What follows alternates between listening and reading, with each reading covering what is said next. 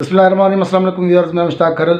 2 दिन पहले एक वीडियो अपलोड की थी जिसमें आपको बताया गया था कि यूनिवर्सिटी ऑफ सरगोदा ने अपना शेड्यूल जारी कर दिया। जो मुल्तवी पेपर हुए थे उनके अब जो नया शेड्यूल है उसके मुताबिक 4 फरवरी को पार्ट 1 के और 15 फरवरी को पार्ट 2 के पेपर्स शुरू हो रहे हैं। इस सिलसिले में सरगोदा की तहसील साहिवाल से हमारे एक दोस्त है ज़ुबैर खान साहब, मैं उनका इंतहाई ममनून हूँ कि बर वक्त वो हमें इतला देते हैं, बर वक्त जो भी यूनिवर्सिटी की तरफ से अपडेट है वो हमें बताते हैं। तो अभी उन्होंने मुझे जो सेंड किए हैं पार्ट 1 और पार्ट 2 की डेट शीट, तो मैं इसी वीडियो की डिस्क्रिप्शन में उसके लिंक्स अपलोड कर रहा हूं। तो यहां से आप लोग डेट शीट को डाउनलोड कर सकते हैं और आप देख सकते हैं कि आप लोगों के पेपर किस किस तारीख को है। तो ये उन स्टूडेंट्स का मसला हल हो गया जो बार बार ये पूछ रहे थे कि पार्ट 1 और पार्ट 2 की न्यू डेट शीट कब आएगी।